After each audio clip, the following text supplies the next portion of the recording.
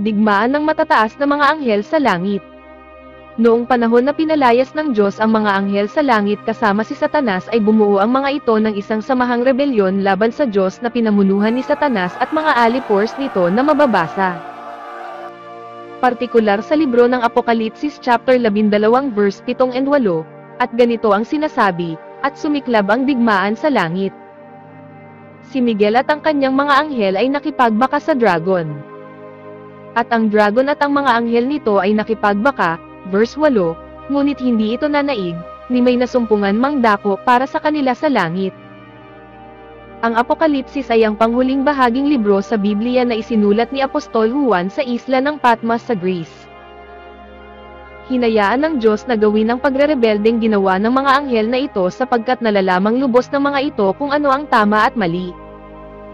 Sila ay nilalang ng Diyos na perpekto walang kamatayan, espiritual, maluwalhati, malalakas, matatalino, at makapangyarihan. Kaya walang dahilan para pigilan sila ng Diyos sa kanilang iniisip at ginagawa bagamat nalalaman na nilang lubos ang mga batas sa langit partikular sa kanilang mga espiritual na nilalang. Ayaw ng Diyos na sinusunod nila siya dahil sa ito ay ang dapat at ito ay utos niya. Kundi gusto ng Diyos na sumusunod sila ayon sa kagustuhan nila at pagmamahal nila sa Diyos na hindi napipilitang gawin ito. Sapagkat binigyan ng Diyos ang bawat isa ng free will o kalayaang pumili ng bawat isa.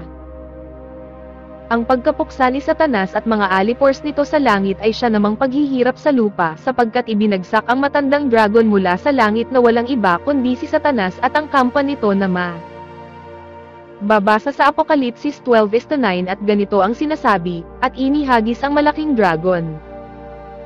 Ang matandang ahas, ang tinatawag na Diablo at Satanas, ang dumadaya sa buong sanglibutan, siya'y inihagis sa lupa, at ang kanyang mga anghel ay inihagis na kasama niya. Ang huling aklat ng Biblia, ang Apokalipsis, ay nagpapakilala sa balakyot na manlilinlang na ito.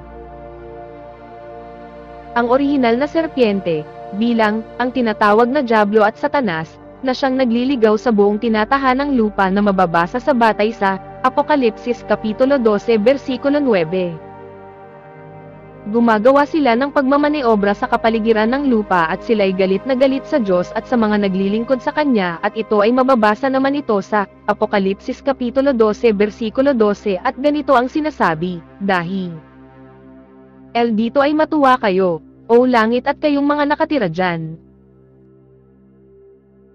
Kaawa-awa ang lupa at ang dagat, dagdag dahil ang Diablo ay bumaba na sa inyo na galit na galit. Dahil alam niyang kaunti na lang ang panahong natitira sa kanya, kung nagustuhan ninyo ang topic na ito pakisuyong pindutin ang like at subscribe button para sa susunod pang isasaysay. Maraming salamat po.